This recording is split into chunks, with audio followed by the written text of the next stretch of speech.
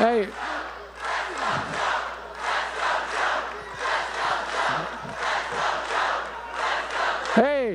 Hey, man. Don't jump. You look crazy enough to jump. Don't jump. Don't jump. Look. And we're coming. And we're coming to make sure that $35 a month is for everybody. By they starts in January. Look, folks, we got to make things affordable for people.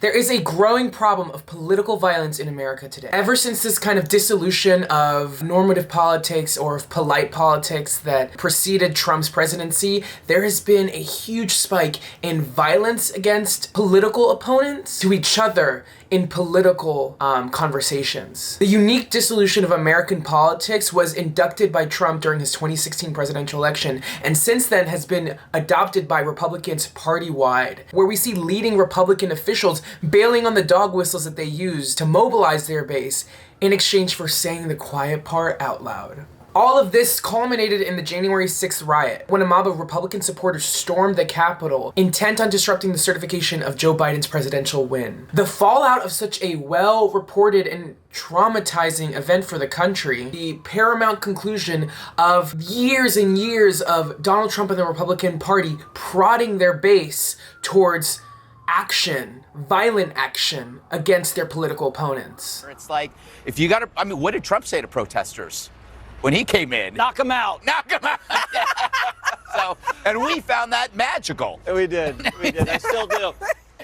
Moore and Biden are right. They painted this idea of the Democratic Party as dangerous to their base, disruptive to their beliefs and protections, painting this idea of the Democratic Party as some sort of immediate physical threat. But the January 6th riot signaled to Republicans just how far this kind of dogma of violence came to be and how it came to fruition, but also for Democrats signaled the immediate physical threat and the realness of that threat of their Republican counterparts in America. Like this was happening here in this country. And Democrats and liberals just in general, liberals have had to reconcile with the sometimes lethal consequences of engaging against these political opponents. You see, the Republican Party is all about representing an image of masculinity and bravado, so it makes a lot of sense that central to that kind of thinking is a predisposition towards violence or physical force. Tactics that coerce or threaten political adversaries. That tactic is not new for the Republican Party. And it's all based around building this idea where we're so politically averse to one another that the only impulse then is violence. Message, bottom line, Democrats absolutely cannot lose tomorrow's elections. That's their view. This cannot happen.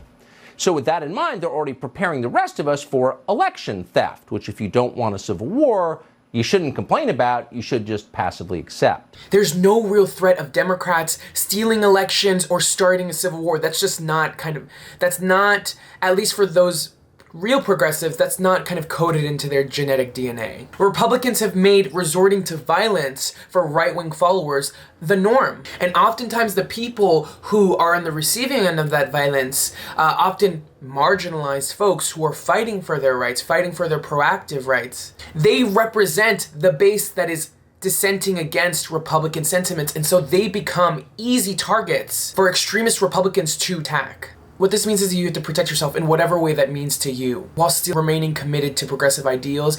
And it's about bringing the fight from the physical into the intellectual, because at the end of the day, we progressives have the right ideas. We know that the argument and logic is on our side. We know that the policy is on our side. We know that the people are on our side. It's all about bringing this fight into the agora, into the marketplace of ideas, so that they can be resolved and we can reach those progressive goals. This is Adrian Costa with The Breakdown. Make sure to like, comment, and subscribe, and check back for more videos. See you guys soon.